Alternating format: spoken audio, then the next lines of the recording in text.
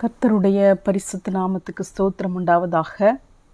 நாம் மீண்டுமாக கர்த்தருடைய வார்த்தையை தியானிக்கும்படியாக நாம் வார்த்தையின் மூலமாக சந்திக்க தேவன் கொடுத்த கிருபைக்காக நன்றி செலுத்துகிறோம். ஒவ்வொரு நாளும் கர்த்தர் நமக்கு தருகிற ஈவாக இருக்கிறது. அவருடைய நித்திய ஜீவன் என்னும் பரிபூரண ஆசீர்வாதத்தினால் அவர் நம்மை ஆசீர்வதித்திருக்கிறார். இன்றைய தினத்திலே நாம் தேவனுடைய வல்லமையை குறித்து இன்னும் அதிகமாக நாம் பார்க்க போகிறோம். நாம் தொடர்ந்து பார்த்து கொண்டிருக்கிறோம். தேவனுடைய ராஜ்யத்தில் பலப்படுங்கள் என்ற தலைப்பின் கீழாக நாம் பார்த்து கொண்டிருக்கிறோம். இஸ்ரவேலின் ராஜாக்கள் எவ்விதமாக சிங்காசனத்தில் அமர்ந்து தங்களுடைய ராஜ்யத்தை பலப்படுத்தினார்கள் என்று யூதாவின் ராஜாக்கள் ஒவ்வொருவரையும் குறித்து தனித்தனியாக நாம் பார்த்தோம். ஏன் பலப்பட வேண்டும் என்று நாம் பார்த்தோம். ஏனெனில் அமலேக்கு பலவீனரையெல்லாம் வெட்டினான். எனவே நாம் பலம் உள்ளவர்களாக இருக்க வேண்டும். அமலேக்கை எதிர்த்து நிற்கும்படியாக, அமலேக்குக்கு எதிராக யுத்தம் செய்யும்படியாக. அமலேக்கு என்பது நம்முடைய மாம்ச இச்சைகளை, மாம்ச சித்தத்தை குறிக்கிறது. எனவே மாம்சத்திற்கு எதிர்த்து நிற்கும்படியாக, மாம்ச இச்சைகளுக்கு எதிர்த்து நிற்கும்படியாக நாம் தேவனுடைய ராஜ்யத்திலே பலப்பட்டவர்களாக நாம் இருக்க வேண்டும். இந்த மாம்ச இச்சை என்பது எதை குறிக்கிறது? பிசாசானவனை குறிக்கிறது. பிசாசானவன் கொண்டு வருகிற ஆசைகள், விருப்பங்கள். தேவனுடைய ராஜ்யத்திலே நாம் பலமிழந்து போகும்படியாக பிசாசானவன் கொண்டு வருகிற தந்திரங்கள். பிசாசின் தந்திரங்கள் நீங்கள் அறியாதவைகள் அல்லவே. ஏவாள் தேவனுடைய தோட்டத்திலே சந்தோஷமாக வாழ்ந்து கொண்டிருந்த போது சாத்தான் சர்ப்பத்தின் மூலமாக பேசி அவளை தேவனுடைய வாழ்க்கையை இழந்து போக பண்ணினது போல நாமும் இப்பொழுது தேவனுடைய ராஜ்யத்திற்குள்ளாக நாம் இருக்கிறோம். தேவனுடைய ராஜ்யத்தின் வாழ்க்கையை நாம் வாழ்ந்து கொண்டிருக்கிறோம். என் கர்த்தர் நம்மை உன்னதங்களிலே அவரோடு கூட, கிறிஸ்துவோடு கூட நம்மை உட்கார வைத்திருக்கிறார். நாம் தேவனால் மீட்கப்பட்டவர்களாக இருக்கிறோம். நாம் ஆவியினால் பிறந்தவர்களாக இருக்கிறோம். மறுபடியும் பிறந்தவர்களாக இருக்கிறோம். நாம் தேவனுடைய அபிஷேகத்தை பெற்றவர்களாக இருக்கிறோம். அபிஷேக தைலம் என்னும் கிரீடம் நம்முடைய தலையின் மேல் இருக்கிறது. அவருடைய பாஷையை அவர் நமக்கு தந்திருக்கிறார். பிதாவாகிய தேவன் ராஜாதி ராஜாவாக அரசாளுகிறார். அவருடைய ராஜ்யத்திலே நாம் ராஜரீக ஆசாரிய கூட்டமாக நாம் இருக்கிறோம். ஆனால் இந்த பதவியிலிருந்து, இந்த மேன்மையான பதவியிலிருந்து நம்மை விழத்தள்ளும்படியாக பிசாசானவன் எப்பொழுதும் நம்மை சுற்றி நெருங்கி வந்து கொண்டே இருக்கிறான். எபிரேயரிலே வாசிக்கிறோம், நம்மை சுற்றி நெருங்கி நிற்கிற பாவத்தையும் பாரத்தையும் தள்ளிவிட்டு. எனவே இந்த நம்மை சுற்றி நெருங்கி வருகிற பாவத்தையும் பாரத்தையும் தள்ளிவிட்டு நாம் நம்முடைய இந்த தேவனுடைய ராஜ்யத்திலே நாம் ஜெயத்தோடு வாழ்வதற்காக, பலத்தோடு வாழ்வதற்காக, தேவன் நமக்கு கொடுத்திருக்கிற இந்த பரிபூர்ணமான ஆசீர்வாத வாழ்க்கையிலே நாம் அவருடைய சித்தத்தை செய்கிறவர்களாக, அவருக்காக வல்லமையாக செயல்படுகிறவர்களாக நாம் வாழுவதற்காக நாம் தேவனுடைய ராஜ்யத்திலே பலப்பட வேண்டியது அவசியமாக இருக்கிறது. வல்லமை என்று சொல்லும்போது தேவனாகிய கர்த்தர் சர்வ வல்லமையுள்ள தேவனாக இருக்கிறார். அவரே சர்வ வல்லமையுள்ள தேவனாக இருக்கிறார். அவருடைய வல்லமையை அவருடைய கரத்தின் மூலமாக வெளிப்படுத்தினதை, இந்த வசனங்களை நாம் பார்த்தோம். ஓங்கிய புயத்தினாலும் பலத்த கையினாலும் என்று சொல்லி வசனங்களை நாம் பார்த்தோம். அப்போ கரம் என்று சொல்லும்போது ஆவியானவரை குறிக்கிறது என்று நாம் பார்த்தோம். அப்போ ஆவியானவர் நம்மை பலப்படுத்துகிறார். உன்னதத்திலிருந்து வரும் பலனால் தரிப்பிக்கப்படும் வரைக்கும் எருசலேமிலே காத்திருங்கள் என்று ஆண்டவராகிய இயேசு கிறிஸ்து சொன்னார். பரிசுத்த ஆவி உங்களிடத்தில் வரும்போது நீங்கள் பலன் அடைந்து. அப்போ இன்றைய தினத்திலே நாம் என்ன பார்க்க போகிறோம் என்று சொன்னால், பரிசுத்த ஆவியானவரின் பலனை நாம் பெற்றுக்கொண்டோம் என்பதன் அடையாளம் என்ன?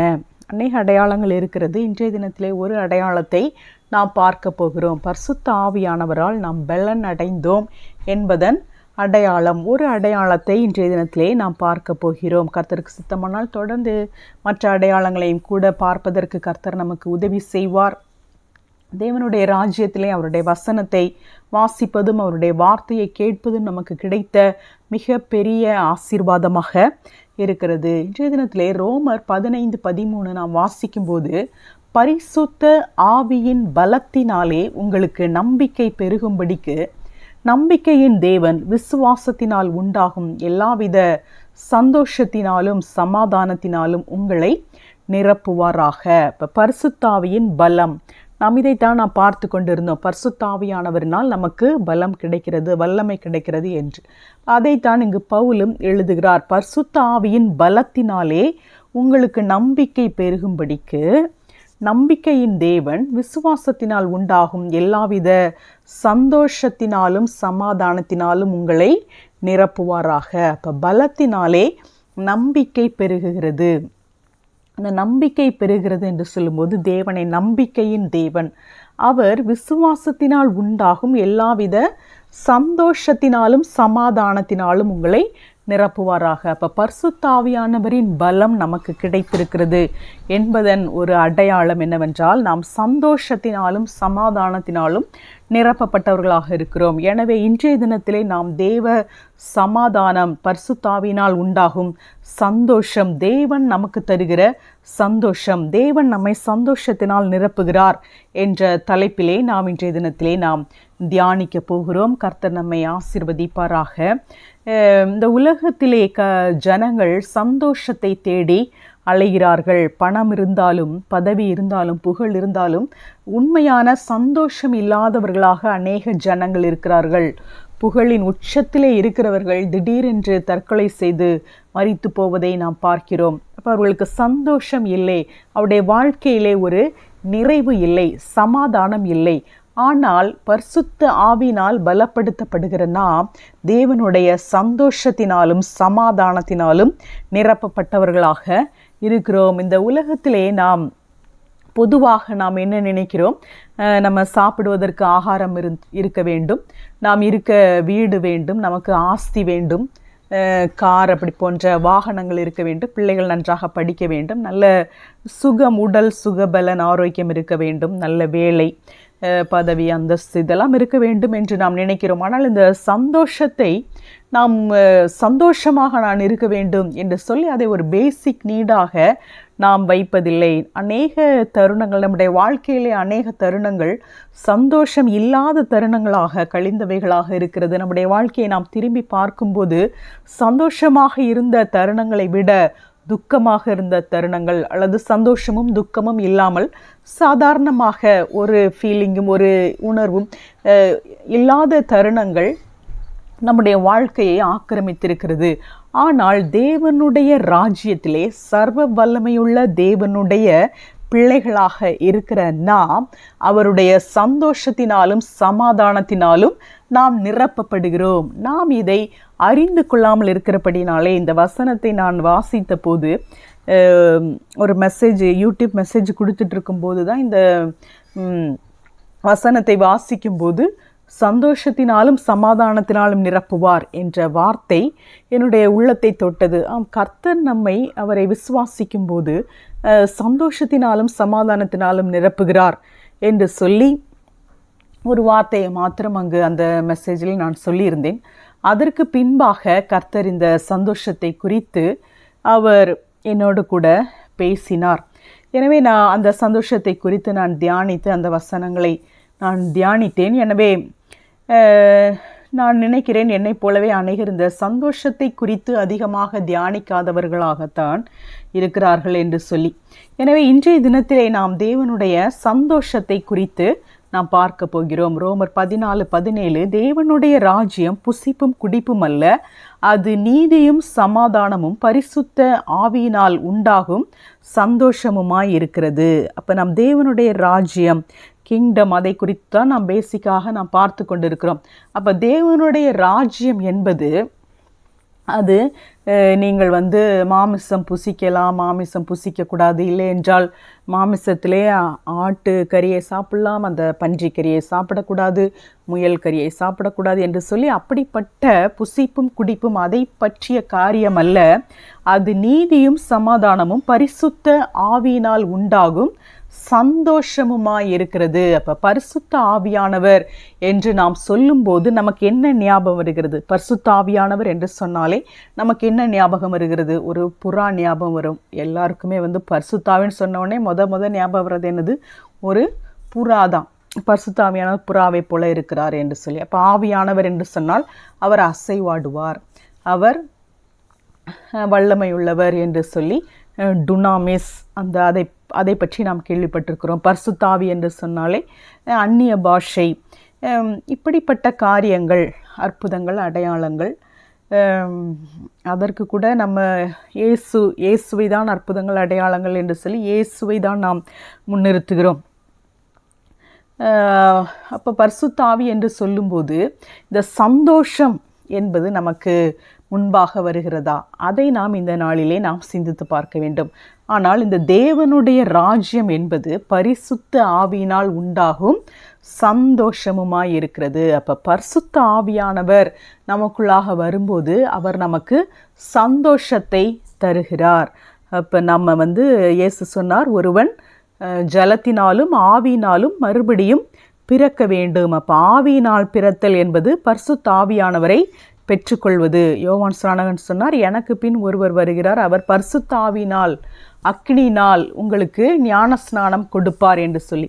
அப்போ நாம் தண்ணீரினால் ஞான ஸ்நானம் பெற்றோம், ஜலத்தினால் மறுபடியும் பிறத்தல். இப்போ ஆண்டவராகிய இயேசு கிறிஸ்து நமக்கு பரிசுத்த ஆவியானவரை கொடுத்து நம்மை அக்னியினாலும் பரிசுத்த ஆவியினாலும் நம்மை ஞானஸ்நானம் பண்ணி இருக்கிறார். எனவே பரிசுத்த ஆவியானவர் நமக்கு சந்தோஷத்தை தருகிறார். கலாத்தியர் 4ஆம் அதிகாரத்தை நாம் எடுத்துக்கொள்வோம். 22ஆம் வசனத்திலிருந்து, ஆபிரகாமுக்கு 2 குமாரர் இருந்தார்கள் என்று எழுதியிருக்கிறது. ஒருவன் அடிமையானவளிடத்தில் பிறந்தவன், ஒருவன் சுயாதீனமுள்ளவளிடத்தில் பிறந்தவன். அடிமையானவளிடத்தில் பிறந்தவன் மாம்சத்தின்படி பிறந்தான், சுயாதீனமுள்ளவளிடத்தில் பிறந்தவன் வாக்கு தத்தத்தின்படி பிறந்தான். இவைகள் ஞான அர்த்தமுள்ளவைகள். அந்த ஸ்திரீகள் 2 ஏற்பாடுகளாம். ஒன்று சீனாய் மலையில் உண்டான ஏற்பாடு, அது அடிமைத்தனத்திற்குள்ளாக பிள்ளை பெறுகிறது, அது ஆகார் என்பவள் தானே. ஆகார் என்பது அரபி தேசத்தில் உள்ள சீனாய் மலை. அந்த ஆகார் இப்பொழுது இருக்கிற எருசலேமுக்கு சரி. இவள் தன் பிள்ளைகளோட கூட அடிமைப்பட்டிருக்கிறாளே. மேலான எருசலேமோ சுயாதீனம் உள்ளவள், அவளே நம் எல்லாருக்கும் தாயானவள். அந்தபடி பிள்ளை பெறாத மலடியே மகிழ்ந்திரு, கற்பவேதனை படாதவளை களிப்பாய் எழும்பி ஆர்ப்பரி. புருஷன் உள்ளவளை பார்க்கிலும் அநாத ஸ்திரீக்கே அதிக பிள்ளைகள் உண்டு என்று எழுதியிருக்கிறது. சகோதரரே, நாம் ஈசாக்கை போல வாக்கு தத்தத்து பிள்ளைகளாயிருக்கிறோம். அப்போ இந்த ஆகாரையும் சாராளையும் குறித்து நாம் பார்க்கிறோம். ஆகார் என்பது அடிமைத்தனத்தை குறிக்கிறது, சாராள் என்பது வாக்கு தத்தத்தை குறிக்கிறது. இப்போ நாம் ஈசாக்கை போல வாக்கு தத்தத்து பிள்ளைகளாக இருக்கிறோம். இஸ்மவேல் ஒரு அடிமையின் பிள்ளையாக இருக்கிறான், ஆகார் என்ற அடிமையின் பிள்ளையாக. அது அடிமைத்தனத்திற்குள்ளாக இருக்கிறது. ஆனால் ஈசாக்கு வாக்கு தத்தத்தின் பிள்ளையாக இருக்கிறார். நாம் ஒரு அடிமையின் பிள்ளை அல்ல, நாம் வாக்கு தத்தத்து பிள்ளையாக இருக்கிறோம். இப்போ ஈசாக்கை போல நாம் வாக்கு தத்தத்து பிள்ளைகளாக இருக்கிறோம். ஆபிரகாம் விசுவாசிகளின் தகப்பன் என்று அழைக்கப்படுகிறார். 29ஆம் வசனம், ஆகிலும் மாம்சத்தின்படி பிறந்தவன் ஆவியின்படி பிறந்தவனை அப்பொழுது துன்பப்படுத்தினது போல இப்பொழுதும் நடந்து வருகிறது. அப்போ அந்த இஸ்மவேலை குறித்து என்ன சொல்கிறது? மாம்சத்தின்படி பிறந்தவன். ஈசாக்கை குறித்து ஆவியின்படி பிறந்தவன். அப்போ இந்த காலகட்டத்திலே இருக்கிற ஜனங்கள், மக்கள் 2 விதமாக பிரிக்கப்பட்டிருக்கிறார்கள். ஒன்று மறுபடியும் பிறந்தவர்கள், இன்னொன்று மறுபடியும் பிறவாதவர்கள். அப்போ மறுபடியும் பிறந்தவர்கள் ஆவியின்படி பிறந்தவர்கள். இந்த ஆவியின்படி பிறந்தவர்கள் வாக்கு தத்தத்து பிள்ளைகளாய் இருக்கிறார்கள். இப்போ மறுபடியும் பிறவாதவர்கள் மாம்சத்தின்படி பிறந்தவர்கள். அவர்கள் மாம்சத்தில் மட்டும் பிறந்திருக்கிறார்கள், ஆவியில் அவர்கள் இன்னும் பிறக்கவில்லை. அப்போ ஆவியில் பிறக்காதவர்கள் அவர்கள் மாம்சத்தின்படி பிறந்தவர்களாக இருக்கிறார்கள். அப்போ மாம்சத்தினால் நடத்தப்படுகிறவர்கள் ஆவியினால் நடத்தப்படுகிறவர்கள். நீங்கள் ஆவியானவரால் நடத்தப்பட்டால் மாம்சத்தின் செய்கைகளை நீங்கள் அழிப்பீர்கள் என்று நாம் வாசிக்கிறோம். அப்போ மாம்சத்தின்படி பிறந்தவர்கள், ஆவியின்படி பிறந்தவர்கள் என்று 2 பிரிவாக நம்முடைய ஜனங்கள் பிரிக்கப்பட்டிருக்கிறார்கள். அப்போ மாம்சத்தின்படி பிறந்தவன் ஆவியின்படி பிறந்தவனை அப்பொழுது துன்பப்படுத்தினது போல இப்பொழுதும் நடந்து வருகிறது. அதை குறித்து வேதம் என்ன சொல்லுகிறது? அடிமையானவளின் மகன் சுயாதீனம் உள்ளவளுடைய குமாரனுடைய சுதந்திரவாளியாக இருப்பதில்லை. ஆகையால் அடிமையானவளையும் அவளுடைய மகனையும் புறம்பே தள்ளு என்று சொல்லுகிறது. இப்படி இருக்க சகோதரரே, நாம் அடிமையானவளுக்கு பிள்ளைகளாயிராமல் சுயாதீனம் உள்ளவளுக்கே பிள்ளைகளாய் இருக்கிறோம். இப்போ இந்த சுயாதீனம் உள்ளவள் என்பது எதை குறிக்கிறது? வாக்கு தத்தம். வாக்கு தத்தம் என்ன? பரிசுத்த ஆவியானவர். இப்போ இப்போ வாக்குத்தத்தம் என்று சொல்லி நாம் சுவிசேஷங்களிலே எதை வாசிக்கிறோம்? பரிசுத்த ஆவியானவரை நாம் வாசிக்கிறோம். அப்போ வாக்குத்தத்தம் பண்ணப்பட்ட, பிதாவினால் வாக்குத்தத்தம் பண்ணப்பட்ட பரிசுத்தாவி வரும் வரைக்கும் நீங்கள் எருசலேமிலே காத்திருங்கள் என்று ஆண்டவர் சொல்கிறார். அப்போ இந்த நாளிலே கர்த்தர் நமக்கு கொடுத்திருக்கிற வாக்குத்தத்தம் பரிசுத்த ஆவியானவர். எனவே வாக்குத்தத்தத்தின் பிள்ளைகள் என்று சொல்லும்போது பரிசுத்த ஆவியை பெற்றுக்கொண்ட நாம், ஆவியிலே நாம் பிறந்தவர்கள், மறுபடியுமாக பிறந்தவர்கள் நாம் வாக்குத்தத்தத்தின் பிள்ளைகளாக இருக்கிறோம். அப்போ ஆவியிலே பிறந்தவர்கள் ஈசாக்காக இருக்கிறார்கள். அப்போ ஈசாக்கு வாக்குத்தத்தத்தின் பிள்ளையாக இருப்பது போல நாமும் வாக்குத்தத்தத்தின் பிள்ளைகளாக இருந்து ஈசாக்கை போல நாம் இருக்கிறோம். நமக்கு ஆபிரகாம் விசுவாசிகளுக்கு தகப்பனாக இருக்கிறார். அப்போ ஆபிரகாமின் பிள்ளை என்று சொல்லும்போது ஈசாக்கின் சந்ததியாக நாம் இருக்கிறோம். ஆபிரகாமுக்கு அநேக பிள்ளைகள் இருந்தார்கள். இஸ்மவேல், ஈசாக்கு, கேத்ராளின் பிள்ளைகள் என அநேக பிள்ளைகள் இருந்தார்கள். ஆனால் ஈசாக்கினிடத்திலே உன் சந்ததி விளங்கும் என்று சொல்லி கர்த்தர் ஈசாக்கை வாக்குத்தத்தத்தின் பிள்ளையாக அவர் சொல்லுகிறார். எனவே இந்த ஈசாக்கு பிறந்த இதை குறித்து நாம் ஆதியாகமம் 18ஆம் அதிகாரத்திலே நாம் வாசிக்கிறோம். 9ஆம் வசனத்திலே அவர்கள் அவனை நோக்கி, உன் மனைவி சாராள் எங்கே என்றார்கள். அதோ கூடாரத்தில் இருக்கிறாள் என்றான். அப்பொழுது அவர், ஒரு உற்பவ கால திட்டத்தில் நிச்சயமாய் உன்னிடத்திற்கு திரும்ப வருவேன். அப்பொழுது உன் மனைவியாகிய சாராளுக்கு ஒரு குமாரன் இருப்பான் என்றார். சாராள் அவருக்கு பின்புறமாய் கூடார வாசலில் இதை கேட்டுக்கொண்டிருந்தாள். ஆபிரகாமும் சாராளும் வயது சென்று முதிர்ந்தவர்களாய் இருந்தார்கள். ஸ்திரீகளுக்குள்ள வழிபாடு சாராளுக்கு நின்று போயிற்று. ஆகையால் சாராள் தன் உள்ளத்திலே நகைத்து, நான் கிழவியும் என் ஆண்டவன் முதிர்ந்த வயதுள்ளவருமான பின்பு எனக்கு இன்பம் உண்டாயிருக்குமோ என்றாள். அப்பொழுது கர்த்தர் ஆபிரகாமை நோக்கி, சாராள் நகைத்து நான் கிழவியாய் இருக்க பிள்ளை பெறுவது மெய்யோ என்று சொல்வானேன்? கர்த்தரால் ஆகாத காரியம் உண்டோ? உற்பவ கால திட்டத்தில் உன்னிடத்திற்கு திரும்ப வருவேன். அப்பொழுது சாராளுக்கு ஒரு குமாரன் இருப்பான் என்றார். சாராள் பயந்து, நான் நகைக்கவில்லை என்று மறுத்தாள். அதற்கு அவர், இல்லை, நகைத்தாய் என்றார். அதே போல் 17ஆம் அதிகாரத்திலே பின்னும் தேவன் ஆபிரகாமை நோக்கி, உன் மனைவி சாராயை இனி சாராய் என்று அழையாதிருப்பாயாக. சாராள் என்பது அவளுக்கு பேராயிருக்கும். நான் அவளை ஆசீர்வதித்து அவளாலே உனக்கு ஒரு குமாரனையும் தருவேன். அவள் ஜாதிகளுக்கு தாயாகவும் அவளாலே ஜாதிகளின் ராஜாக்கள் உண்டாகவும் அவளை ஆசீர்வதிப்பேன் என்றார். அப்பொழுது ஆபிரகாம் முகங்குப்புற விழுந்து நகைத்து, 100 வயதானவனுக்கு பிள்ளை பிறக்குமோ? 90 வயதான சாராள் பிள்ளை பெறுவாளோ என்று தன் இருதயத்திலே சொல்லிக்கொண்டு, இஸ்மவேல் உமக்கு முன்பாக பிழைப்பானாக என்று ஆபிரகாம் தேவனிடத்தில் விண்ணப்பம் பண்ணினான். அப்பொழுது தேவன், உன் மனைவியாகிய சாராள் நிச்சயமாய் உனக்கு ஒரு குமாரனை பெறுவாள். அவனுக்கு ஈசாக்கு என்று பெயரிடுவாயாக. என் உடன்படிக்கையை அவனுக்கும் அவனுக்கு பின்வரும் அவன் சந்ததிக்கும் நித்திய உடன்படிக்கையாக ஸ்தாபிப்பேன். இஸ்மவேலுக்காகவும் நீ செய்த விண்ணப்பத்தை கேட்டேன். நான் அவனை ஆசீர்வதித்து அவனை மிகவும் அதிகமாக பலுகவும் பெருகவும் பண்ணுவேன். அவன் 12 பிரபுக்களை பெறுவான். அவனை பெரிய ஜாதியாக்குவேன். வருகிற வருஷத்தில் குறித்த காலத்திலே சாராள் உனக்கு பெறப்போகிற ஈசாக்கோடே நான் என் உடன்படிக்கையை ஏற்படுத்துவேன் என்றார். அப்போ இங்கே என்ன நடக்குது என்று சொன்னால், கர்த்தர் ஆபிரகாமுக்கு தேசத்தை தருவேன் என்று உடன்படிக்கை பண்ணுகிறார். அந்த உடன்படிக்கையை பெற்றுக்கொண்ட உடனே அந்த 4 எல்லைகளை அவர் குறிக்கிறார். அதை பெற்றுக்கொண்ட உடனே அதுக்கு அடுத்து என்ன நடைபெறுகிறது? தேவன் ஆபிரகாமுக்கு சொல்கிறார், நான் உனக்கு கேடகமும் மகா பெரிய பலனுமாய் இருக்கிறேன் என்று சொல்லும்போது இந்த 4 எல்லைகளை குறிக்கும்போது நடந்த காரியம் சொல்லும்போது ஆபிரகாம் சொல்கிறார், இந்த என் வீட்டில் இருக்கிற எலியேசர் தான் என்ன செய்கிறான், என் வீட்டில் பிறந்த பிள்ளை, அவன் தான் பெரிய ஆளாக இருக்கிறான், எனக்கு இன்னும் பிள்ளை இல்லை அப்படின்னு சொல்லி ஆபிரகாம் கேட்கும்போது ஆண்டவர் என்ன சொல்லுகிறார், இவன் அல்ல உனக்கு சந்ததியாக இருப்பவன், உன்னுடைய கற்ப பிறப்பாக இருப்பவனே உனக்கு சந்ததி என்று சொல்லி கர்த்தர் அந்த தேசத்தின் 4 எல்லைகளை அவருக்கு குறித்து உடன்படிக்கை செய்கிறார்.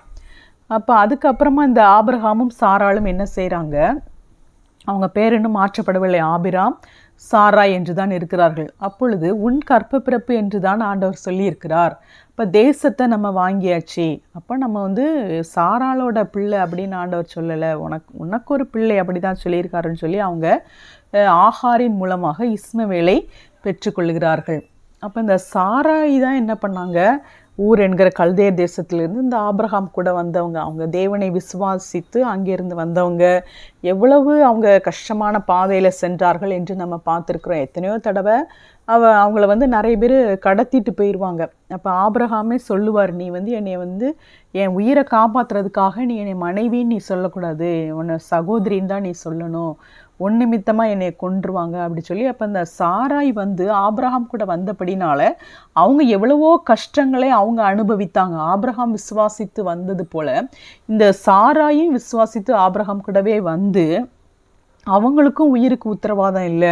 அவங்கள எப்போ வேணாலும் யார் வேணாலும் தூக்கிட்டு போகிற அளவுக்கு அந்த ஹஸ்பண்டும் கூட அதுக்கு ஒரு பாதுகாவலாக இல்லை. அவரே மனைவின்னு கூட அவர் சொல்லலை.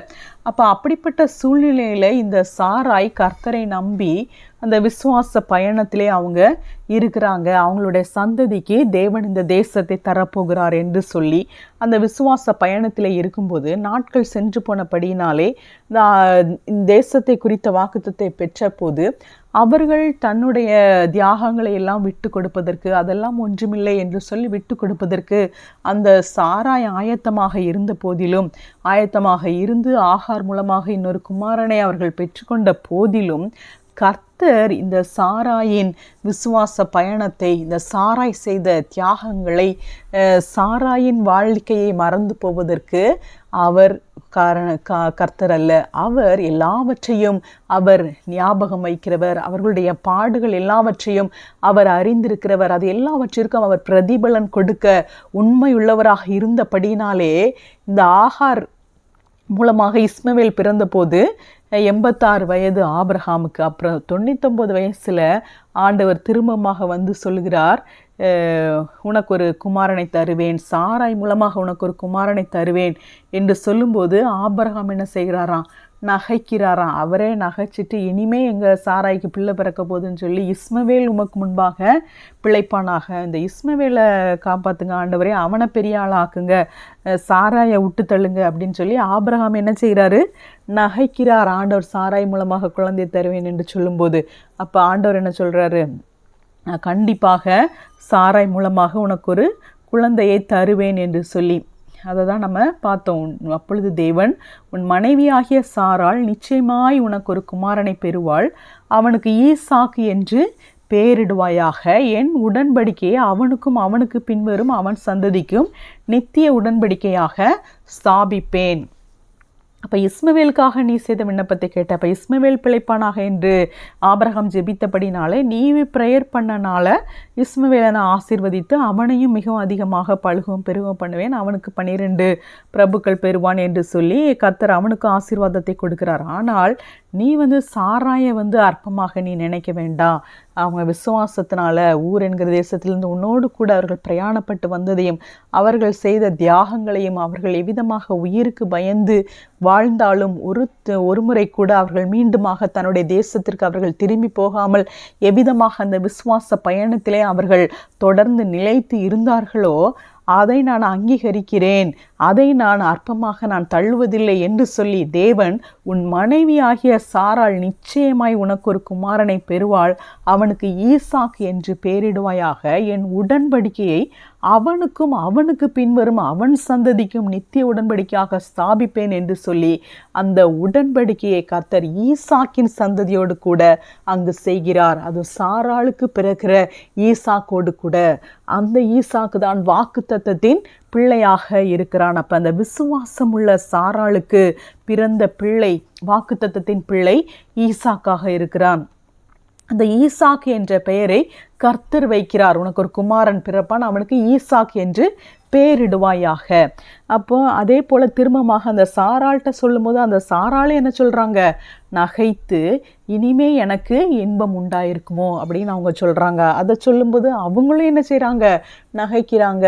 நகைத்து இந்த மாதிரி பிள்ளைய பெறுறது, இப்படிப்பட்ட இன்பங்கள்லாம் இனிமே எனக்கு எங்கே உண்டாயிருக்கிற போதுன்னு சாராளும் நகைக்கிறாங்க, ஆபிரகாமும் நகைக்கிறாரு, சாராளும் நகைக்கிறாங்க. அதே போல் இந்த ஈசாக்கு பிறந்த போது என்ன நடக்குது, ஆதியாகமம் 21 தன் குமாரனாகிய ஈசாக்கு பிறந்த போது ஆபிரகாம் 100 வயதாயிருந்தான். அப்பொழுது சாராள் தேவ தேவன் என்னை நகைக்க பண்ணினார். இதை கேட்கிற யாவரும் என்னோட கூட நகைப்பார்கள். எனக்கு இன்பம் உண்டாயிருக்குமோ அப்படின்னு அந்த சாராள் கேட்டாங்க. ஆனால் கண்டிப்பாக உனக்கு இன்பம் உண்டாயிருக்கும் என்று சொல்லி கர்த்தர் அவர்களுக்கு அந்த ஈசாக்கை கொடுத்தார். அப்பொழுது சாராள் என்ன சொன்னாங்க? தேவன் என்னை நகைக்க பண்ணினார், கர்த்தர் எனக்கு சந்தோஷத்தை கொடுத்தார், இதை கேட்கிற யாவரும் என்னோடு கூட நகைப்பார்கள். அப்போ அந்த ஈசாக்கு என்ற வார்த்தை தேவன் கொடுத்த பெயர். அந்த பெயரின் அர்த்தம் என்ன? He laughs or he will laugh. அவன் சிரிக்கிறான், அவன் நகைக்கிறான், அல்லது அவன் நகைப்பான் என்று சொல்லி. அப்போ ஈசாக்கு என்று சொன்னால் சந்தோஷம், சிரிப்பு என்று சொல்லி அர்த்தம். அப்போ ஆபிரகாமின் வாக்குத்தத்த பிள்ளைக்கு என்ன பெயர்? ஈசாக்கு. அப்போ வாக்குத்தத்தத்தின் பிள்ளை யாரு? ஈசாக்கு. ஈசாக்குனா என்ன அர்த்தம்? நகைப்பு, சந்தோஷம். அப்போ நம்மளும் யாரு? ஈசாக்கை போல வாக்குத்தத்தத்து பிள்ளைகளாக இருக்கிறோம். அப்ப நம்ம ஈசாக்கின் சந்ததி என்று சொன்னால் நாம் சந்தோஷத்தின் சந்ததியாக இருக்கிறோம். எனவே கர்த்தர் நமக்கு சந்தோஷத்தை வாக்குத்தத்தமாக அவர் நமக்கு கொடுத்திருக்கிறார். இயேசுவை குறித்து நம்ம நினைக்கும் போது ஆண்டவராகிய இயேசு கிறிஸ்து என்று சொன்னாலே நமக்கு ஞாபகம் வருவது என்னது? அவருடைய சிலுவை பாடுகள், அவர் சிலுவை மரணத்திலே அவர் பட்ட பாடுகள், அப்படி சிலுவையிலே அவர் தொங்கின காட்சி, இதுதான் நமக்கு ஞாபகம் வருகிறது. இரத்தம் தோய்ந்தவராக, அடிப்பட்டவராக, ஆக்கினைக்குள்ளாக தீர்க்கப்பட்டவராக, நம்முடைய பாவத்திற்காக, அந்த காட்சி தான் இயேசு என்று சொன்னாலே அந்த காட்சி தான் நமக்கு ஞாபகத்து வருகிறது. ஆனால் இன்றைய தினத்திலே இன்னொரு காட்சியை நான் உங்களுக்கு ஞாபகப்படுத்த விரும்புகிறேன். நீதிமொழிகள் 8ஆம் அதிகாரத்திற்கு வாருங்கள். 30ஆம் வசனம். நான் அவர் அருகே செல்ல பிள்ளையாயிருந்தேன், நித்தம் அவருடைய மன மகிழ்ச்சியாயிருந்து எப்பொழுதும் அவர் சமூகத்தில் களி கூர்ந்தேன், அவருடைய பூ உலகத்தில் சந்தோஷப்பட்டு மனு மக்களுடனே மகிழ்ந்து கொண்டிருந்தேன். அப்போ ஆண்டவராகிய இயேசு கிறிஸ்துவை குறித்து இன்னொரு காட்சி என்ன இருக்குது? அவர் சிலுவை பாடுகள் கொஞ்ச நாள் தான், அந்த பாவத்தின் ஆக்கினை தீர்ப்படைந்து நம்மை விடுதலை ஆக்குவதற்காக. ஆனால் அவருடைய நித்தியமான காட்சி, இயேசு கிறிஸ்துவை குறித்த நித்தியமான காட்சி என்ன? அவர் பிதாவின் அருகே செல்ல பிள்ளையா இருந்தாராம். அப்ப நம்ம வீட்டில் ஒரு செல்ல பிள்ளை எவ்வளவு சந்தோஷமா இருக்குது. அதே போல இந்த ஆண்டவராகிய இயேசு கிறிஸ்து பிதாவுக்கு செல்ல பிள்ளையாக இருந்தார். நித்தம் அவருடைய பிதாவுடைய மன மகிழ்ச்சியா இருந்து எப்பொழுதும் பிதாவின் சமூகத்தில் களி கூர்ந்தார். அப்ப களி கூர்ந்து கொண்டிருக்கிற, செல்ல பிள்ளையாக இருக்கிற, மன மகிழ்ச்சியோடு இருக்கிற இவர்தான் ஆண்டவராகிய இயேசு கிறிஸ்து. அவருடைய பிதாவினுடைய பூ உலகத்தில் சந்தோஷப்பட்டு மனு மக்களுடனே மகிழ்ந்து கொண்டிருந்தேன். அப்ப ஆண்டவராகிய இயேசு கிறிஸ்து என்பவர் அவர் எப்பொழுதும் அழுது கொண்டு இருப்பவரோ, அவர் எப்பொழுதும் துக்க முகத்தோடு இருப்பவர் அல்ல. அவருடைய உண்மையான முகம், அவர் ஒரு செல்ல பிள்ளை, அவர் மன மகிழ்ச்சியாக இருப்பவர், அவர் பிதாவின் சமூகத்தில் களி கூறுபவர், அவர் பிதாவுடைய பூ உலகத்தில் சந்தோஷப்பட்டு மனு மக்களோடு மகிழ்ந்து கொண்டிருப்பவர். இதுதான் ஆண்டவராகிய இயேசு கிறிஸ்துவை குறித்த காட்சியாக இருக்கிறது. நாம் இப்பொழுது வாக்குத்தத்தத்தின் பிள்ளைகளாக மறுபடியும் பிறந்த பிள்ளைகள். நாம் தேவனுக்கு சுதந்திரராயும் கிறிஸ்துவுக்கு உடன் சுதந்திரராயும் இருக்கிறோம். வாரிசுகளாக கிறிஸ்துவோடு கூட கிறிஸ்துவுக்கு என்னென்ன பாக்கியங்களை பிதாவாகிய தேவன் கொடுத்திருக்கிறாரோ அது எல்லாவற்றிற்கும் சொந்தக்காரர்களாக நாம் இருக்கிறோம். கிறிஸ்து எதற்காக எல்லாவற்றிற்கும் அதிகாரியாக ஏற்படுத்தப்பட்டிருக்கிறார் என்று சொன்னால், கிறிஸ்துவுக்கு உடன் சுதந்திரராக நம்மை ஏற்படுத்தி கிறிஸ்துவின் மூலமாக அவருடைய எல்லா ஆசீர்வாதங்களையும் நமக்கு கொடுப்பதற்காக. அப்ப கிறிஸ்து என்பவர் அவர் பிதாவினுடைய செல்ல பிள்ளை.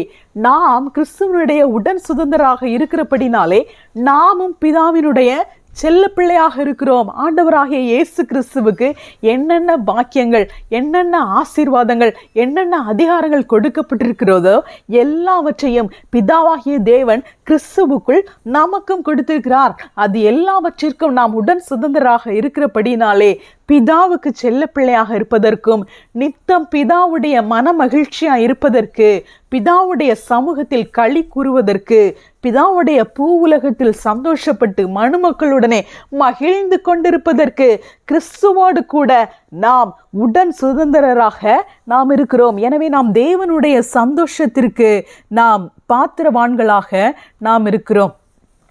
எனவே நாம் இந்த வேதாகமத்திலே மகிழ்ச்சியை குறித்து, சந்தோஷத்தை குறித்து எழுதியிருக்கிற வசனங்களை நாம் தியானிக்கலாம். ஆதி ஆகமத்திலே இது எங்கிருந்து தொடங்குகிறது? யாக்கோபு சொல்லுகிறார் யூதாவை குறித்து, சமாதான கர்த்தர். கர்த்தர் என்று சொல்லும்போது அந்த இடத்திலே அவர் கர்த்தருக்கு என்ன சொல்கிறார்? சமாதான கர்த்தர். அப்ப கர்த்தர் என்று சொன்னாலே சமாதானம், சமாதானம், சந்தோஷம், சந்தோஷத்தினாலே சமாதானம். அப்ப யாக்கோபு முதல் முறையாக கர்த்தரை சமாதான கர்த்தர் என்று சொல்லி அவர் சொல்லுகிறார். அப்போ லேவியர் ஆகமத்திலே கர்த்தர் இந்த பண்டிகைகளை ஆசரிப்பதற்காக சொல்லும்போது லேவியர் ஆகமம் 23ஆம் அதிகாரத்திலே 40ஆம் வசனம், முதல் நாளிலே அலங்காரமான விருட்சங்களின் கனிகளையும் பேரீச்சின் ஓலைகளையும் தழைத்திருக்கிற விருட்சங்களின் கிளைகளையும் ஆற்றல் அரிகளையும் கொண்டு வந்து உங்கள் தேவனாகிய கர்த்தருடைய சந்நிதியில் 7 நாளும் மகிழ்ச்சியாய் இருங்கள். அப்ப கர்த்தருடைய சந்நிதியிலே நீங்க பண்டிகை ஆசரிப்பதற்கு எதற்கு? 7 நாளும் மகிழ்ச்சியாய் இருங்கள். 7 என்று சொன்னாலே அது எதை குறிக்கிறது?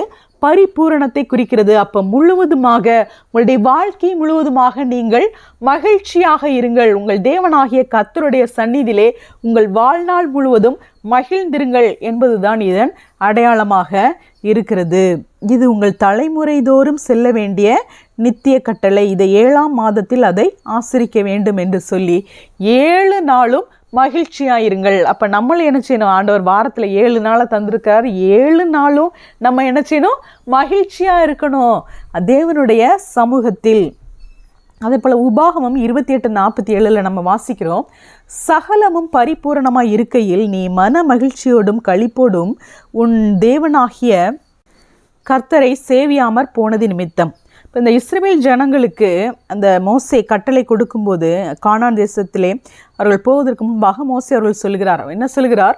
சகலமும் பரிபூர்ணமாக இருக்கையில் நீ மனமகிழ்ச்சியோடும் களிப்போடும் உன் தேவனாகிய கர்த்தரை சேவிக்க வேண்டும். அப்போ கர்த்தர் நமக்கு பரிபூரணமான ஆசீர்வாதங்களை கொடுத்திருக்கும் போது, நாம் ஆசீர்வாதமாக இருக்கும்போது நாம் செய்ய வேண்டியது என்ன? நாம் மனமகிழ்ச்சியோடு களிப்போடு தேவனாகிய கர்த்தரை நாம் சேவிக்க வேண்டும். தாவீதை குறித்து நம்ம பார்க்கலாம். தாவீது தேவனுடைய பெட்டியை அபினதாபின் வீட்டிலிருந்து அவங்க எடுத்துகிட்டு வராங்க. எடுத்துகிட்டு வரும்போது அதை பற்றி என்ன சொல்லியிருக்குன்னு சொன்னால் 1 நாளாகமம் 13ஆம் அதிகாரத்திலே அவர்கள் என்ன செய்கிறாங்களாம்? அந்த உடன்படிக்கை பெட்டியை எடுத்துகிட்டு வரும்போது தாவீதும் சகல இஸ்ரவேலரும் தங்கள் முழு பலத்தோடும் தேவனுக்கு முன்பாக சுர மண்டலங்களையும் தம்புருகளையும் மேளங்களையும் கைத்தாளங்களையும் பூரிகைகளையும் சேவித்து மகிழ்ச்சியாய் ஆடி பாடினார்கள். இப்படி தாவீதும் இஸ்ரவேலின் மூப்பரும் 1000 சேர்வைக்காரரும் கர்த்தருடைய உடன்படிக்கை பெட்டியை ஓபேத் ஏதோமின் வீட்டிலிருந்து மகிழ்ச்சியோடே கொண்டு வர போனார்கள். அப்போ தாவீது கர்த்தருடைய சந்நிதி, கர்த்தருடைய சமூகம், கர்த்தருடைய வேலை, என்ன வேலைனாலும் கர்த்தர் என்று சொன்னாலே அவருக்கு என்ன வந்துடும்? உடனே மகிழ்ச்சி தான். அப்போ தாவீது கர்த்தருடைய சமூகத்திலே அவர் மகிழ்ச்சியாக இருந்தார். அதை அவர் 1 நாளாகமம் 16:27 சொல்கிறார், மகிமையும் கனமும் அவர் சமூகத்தில் இருக்கிறது, வல்லமையும் மகிழ்ச்சியும் அவர் ஸ்தலத்தில் இருக்கிறது. அப்போ மகிழ்ச்சி இருக்கிறது. அவருடைய தேவனுடைய சமூகம் என்று சொன்னாலே அங்கு மகிழ்ச்சி இருக்கிறது என்பதை தாவீது ராஜா அதிகமாக அறிந்து வைத்திருந்தார். தாவீது ராஜா தான் தேவனுடைய கரத்திலே வல்லமை இருக்கிறது என்ற வசனத்தை நம்ம வாசித்தோம். அதே போல் இன்றைய தினத்திலே தாவீது தான், அவர் தான் சொல்கிறாரு, வல்லமையும் மகிழ்ச்சியும் அவர் சமூகத்தில் இருக்கிறது. அதே போல் எசேக்கியா ராஜா, அவரும் தேவனை உத்தமமாக தேடினார் என்பதை நாம் அறிந்திருக்கிறோம். அவரை குறித்து 2 நாளாகமம் 29ஆம் அதிகாரத்தில் அங்கே என்ன போட்டிருக்குன்னா, அவரை பற்றி அப்பொழுது மகிழ்ச்சியோடு துதி செய்து தலை குனிந்து பணிந்து கொண்டார்கள். அப்போ எசேக்கியா ராஜா அவர் என்ன செய்கிறார்? தேவனை மகிழ்ச்சியோடு துதி செய்கிறார். நம்ம தேவனை தேடுகிறோம், ஆராதிக்கிறோம், துதி செய்கிறோம், பாடல் பாடுகிறோம். ஆனால் அதை நம்ம மகிழ்ச்சியோடு நம்ம செய்கிறோமா? அதில் நமக்கு ஒரு மகிழ்ச்சி இருக்குதா? அதில் நமக்கு ஒரு சந்தோஷம் இருக்கிறதா? அது ஃபோர்ஸ் பண்ணி வரக்கூடிய சந்தோஷம் அல்ல. அதை சொல்லும் போதே நமக்கு என்ன இருக்கணும்? அது சந்தோஷம் இருக்கணும். அதை 2 நாளாகவும் 30:21 அப்படியே எருசலேமிலே காணப்பட்ட இஸ்ரவேல் புத்திரர் புளிப்பில்லாத அப்ப பண்டிகையை 7 நாளளவும் மகா ஆனந்தத்தோடே ஆசரித்தார்கள். அப்போ இந்த இஸ்ரவேல் ஜனங்கள் என்ன செஞ்சுருக்காங்க? மகா ஆனந்தத்தோடு ஆசரிச்சிருக்காங்க. அப்போ நம்ம வாழ்க்கையில் நம்ம என்னைக்காவது மகா ஆனந்தமாக நம்ம இருந்திருக்கோமா? அப்படிப்பட்ட ஒரு நாளை நீங்கள் நினச்சி பாருங்கள். உங்கள் வாழ்க்கையில் நீங்கள் மகா ஆனந்தமாக இருந்த நாள் எது? அப்போ இந்த துக்கமாக இல்லாமல், அழுகை இல்லாமல் சாதாரணமாக இருக்கிறதே நமக்கு என்னவா இருக்குது? இப்போல்லாம் பெரிய விஷயமா இருக்குது. யாரை பார்த்தாலும் என்ன சொல்கிறாங்க? Depression, depression, depression. டிப்ரெஷனுக்கு ட்ரீட்மெண்ட்டு, டிப்ரெஷனுக்கு மருந்து, சும்மா எது ஒன்றுனா சின்ன பிள்ளைங்க கூட ஸ்ட்ரெஸ்ஸு, டிப்ரெஷன் சொல்கிறத நம்ம கேட்குறோம். ஆனால் இந்த தேவனுடைய புத்திரர்களுக்கு, தேவனுடைய ராஜ்யத்தில் நமக்கு வாக்குத்தத்தம் என்னவாக இருக்கிறது?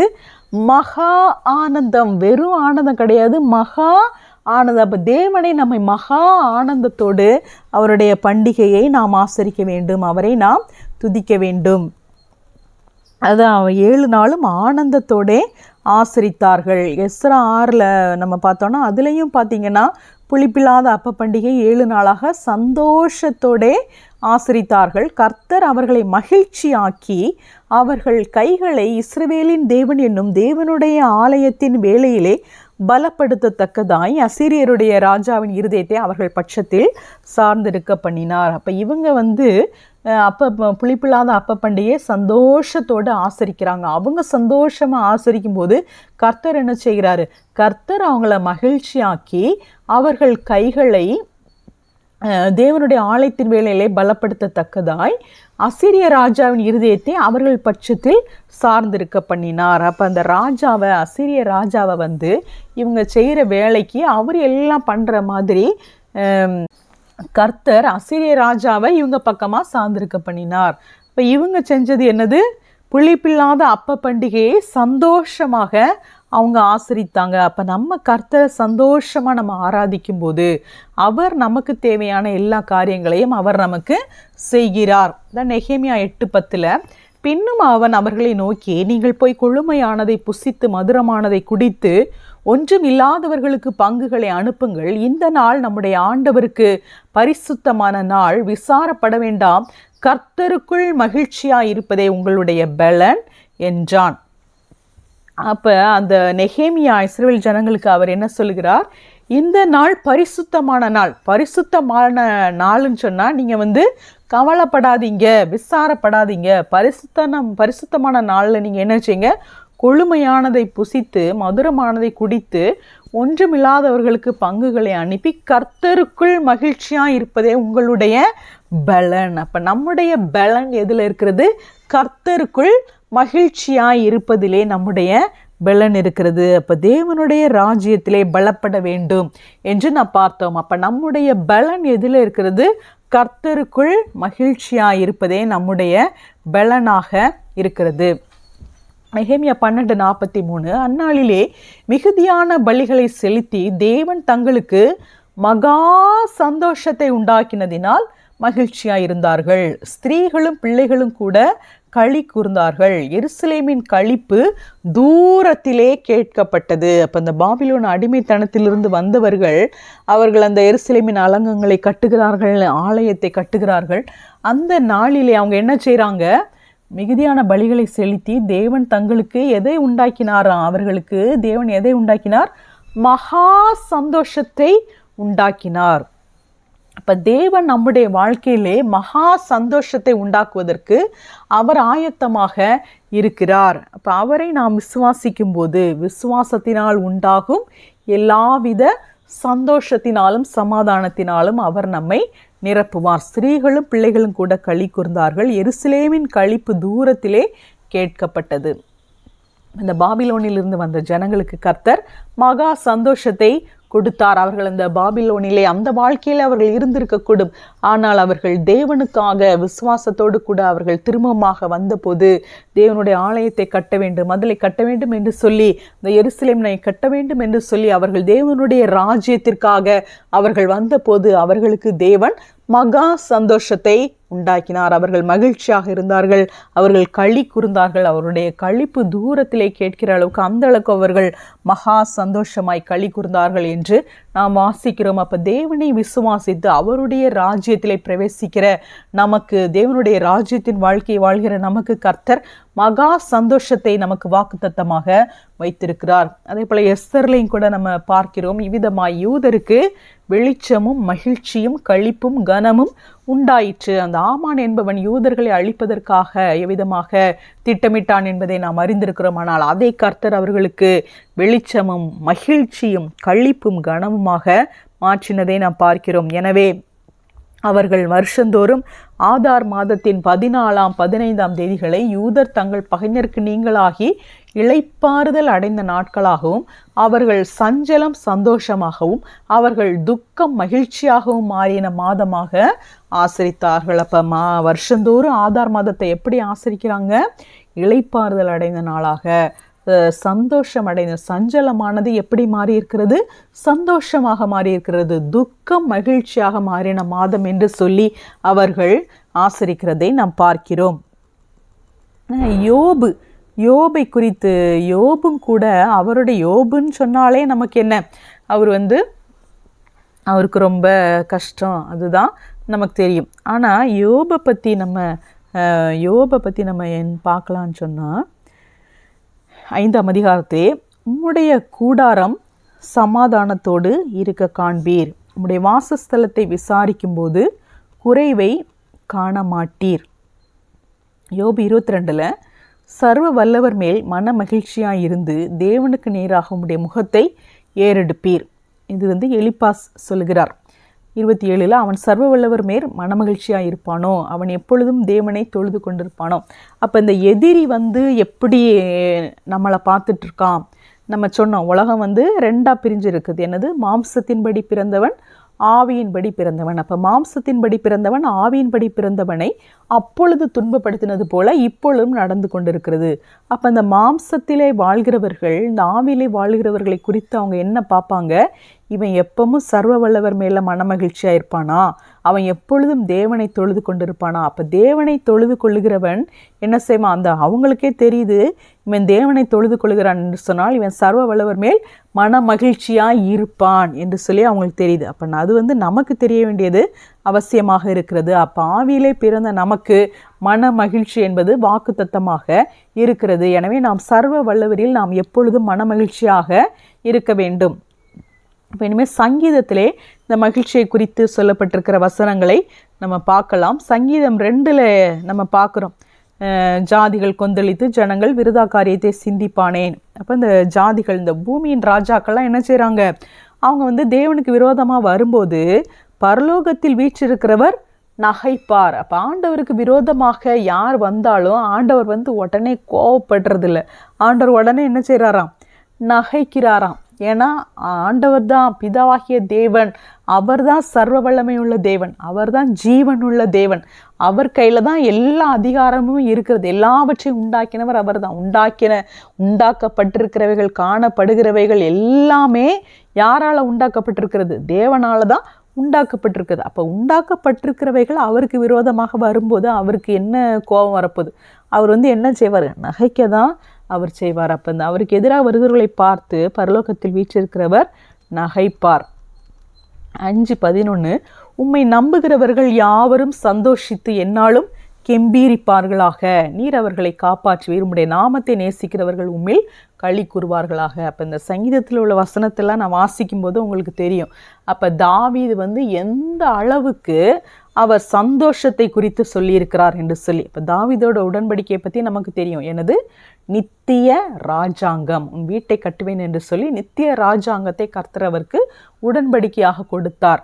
அப்போ இவர் சந்தோஷத்தை குறித்து எவ்வளவாக அறிந்திருக்கிறார் என்று சொல்லி நம்ம இன்னைக்கு பார்க்கலாம். 5:11 தேவனை நம்புகிறவர்கள் என்ன செய்வாங்களாம்? யாவரும், யார் ஆண்டவரை நம்பினாலும் அவங்க என்ன செய்வாங்க? சந்தோஷித்து எந்நாளும் கெம்பீரிப்பார்கள். அப்போ அவர்களை தேவன் காப்பாற்றுவார். உம்முடைய நாமத்தை நேசிக்கிறவர்கள் உம்மில் களி கூறுவார்களாக. அப்புறம் 8:2 பகைஞனையும் பழிகாரனையும் அடக்கி போட தேவரீர் உம்முடைய சத்துருக்களின் நிமித்தம் குழந்தைகள் பாலகர் வாயினால் பலன் உண்டு பண்ணினீர். அப்போ குழந்தைகள் பாலகர்கள் கூட அவர்களுடைய வாயினால் தேவனை துதிக்கிற துதி பலன், வாயில தான் பலன் என்று சொல்லி தாவீது இங்கு சொல்லுகிறார். அந்த வாயில பலன்னா என்னது? கர்த்தரை துதிக்கிற துதி. அப்போ பிள்ளைகள் கூட சந்தோஷப்பட்டு துதிப்பார்கள் என்று தாவீது சொல்கிறார். 9:1 கர்த்தாவே, என் முழு இருதயத்தோடு உம்மை துதிப்பேன், உம்முடைய அதிசயங்களெல்லாம் விவரிப்பேன், உம்மில் மகிழ்ந்து களி கூறுவேன், உன்னதமானவரே உமது நாமத்தை கீர்த்தனம் பண்ணுவேன். அப்போ இந்த தாவீது அவருடைய மகிழ்ச்சி, அவருடைய களி கூறுதல் எதில் இருக்குது? தேவனில் இருக்குது. உம்மில் மகிழ்ந்து களி கூறுவேன். அப்போ அவரெல்லாம் வாழ்க்கையில் போர் அடிக்குது அப்படிலாம் அவர் சொல்லியிருக்க மாட்டார் போல். அதை தான் தாவீதை பற்றி சொல்லும்போது என்ன சொல்கிறாங்க, அந்த ஒரே ஒரு விஷயத்தில் மாத்திரம்தான், இந்த உரியாவின் மனைவி ஆகிய பத்சேபாள் அந்த ஒரே ஒரு விஷயத்தில் மாத்திரம்தான் அவர் தவறு செஞ்சிட்டார். மற்றபடி தாவீது தேவனுடைய இதயத்துக்கு ஏற்றவன் என்று சொல்லி நம்ம பார்க்குறோம். ஏன்னா ராஜாக்கள் யுத்தத்துக்கு போகிற காலத்தில் அவர் யுத்தத்துக்கு போகாமல் அவர் என்ன பண்ணிட்டாரு? இருந்துட்டார். அதனால் அந்த காரியம் அவருக்கு ஏற்பட்டு விட்டது. அப்போ நம்ம என்ன செய்ய வேண்டியமோ அந்த காரியத்தை நம்ம கரெக்டாக செஞ்சுட்டு இருந்தோம்னா நமக்கு வருகிற சோதனைகளிலிருந்து நம்ம விலகுறவர்களாக இருப்போம். இப்போ தாவீது என்ன சொல்லுகிறார்? நான் உம்மில் மகிழ்ந்து களி கூறுவேன். சங்கீதம் 14:7 சியோனில் இருந்து இஸ்ரவேலுக்கு ரட்சிப்பு வருவதாக கர்த்தர் தம்முடைய ஜனத்தின் சிறையிருப்பை திருப்பும் போது யாக்கோபுக்கு களிப்பும் இஸ்ரவேலுக்கு மகிழ்ச்சியும் உண்டாகும். அப்போ கர்த்தர் கிரியை செய்ய தொடங்கும் போது யாக்கோபுக்கு என்ன உண்டாகும்?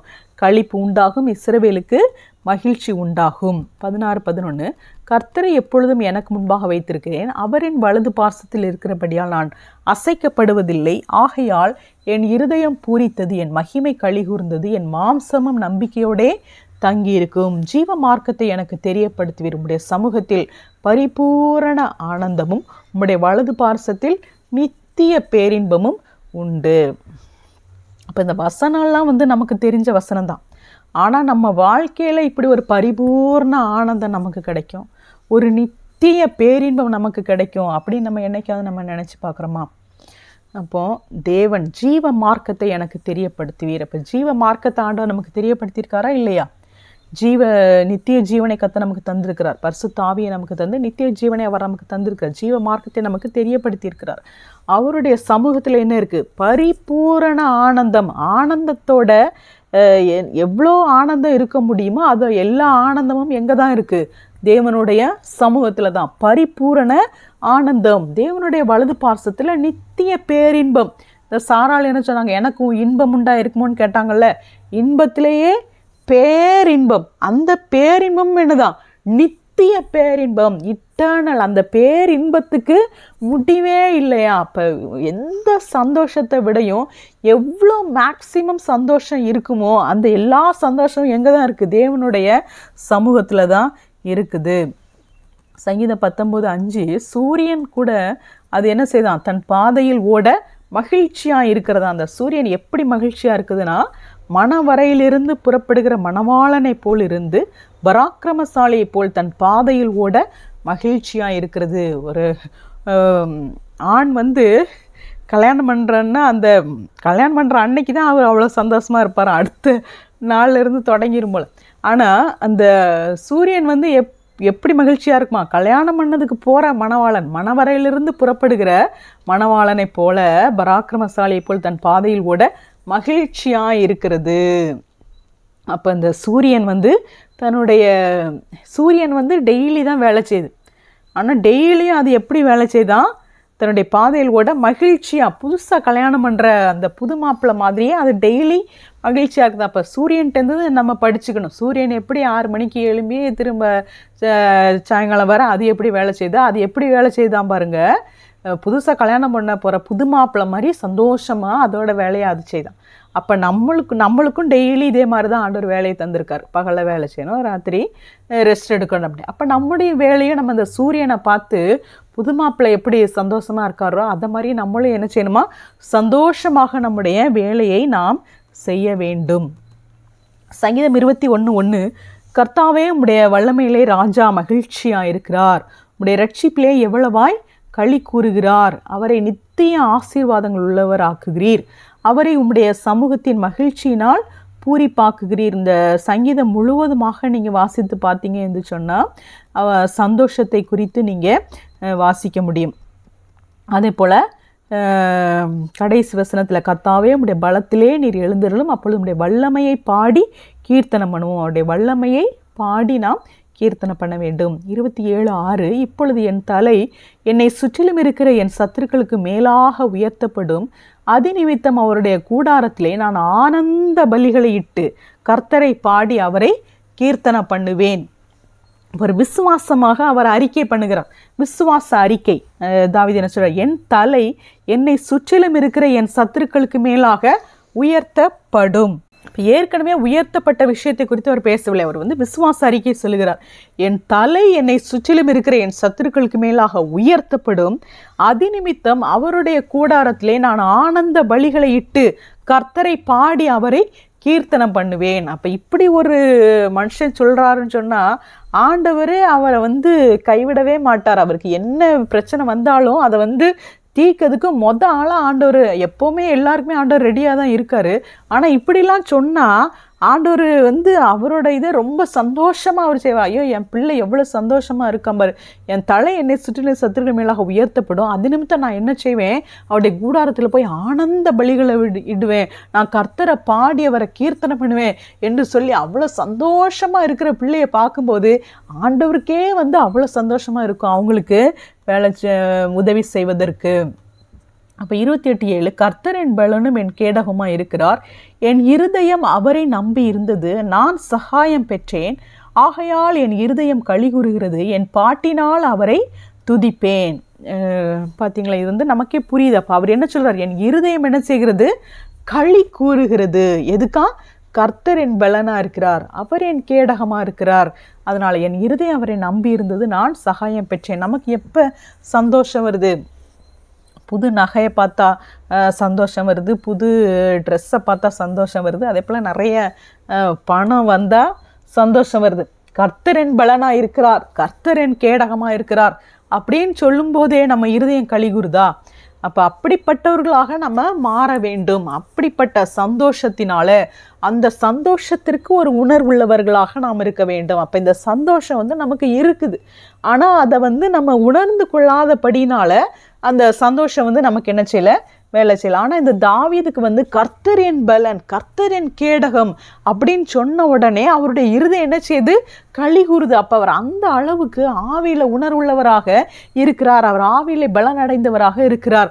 அப்போ அந்த வார்த்தையை, தேவனுடைய வார்த்தையை கேட்ட உடனே அவருடைய இருதயம் களி கூறுகிறது. அப்போ விசுவாசத்தினால் உண்டாகும் சந்தோஷம். அப்போ அந்த விசுவாசத்தினால் உண்டாகும் சந்தோஷத்தினால அவர் பாட்டினால கர்த்தரை துதிக்கிறாரு, அவர் கர்த்தரை துதித்து கொண்டே இருக்கிறார், அவர் கர்த்தருடைய சமூகத்திலே மகிழ்ந்து கொண்டே இருக்கிறார்.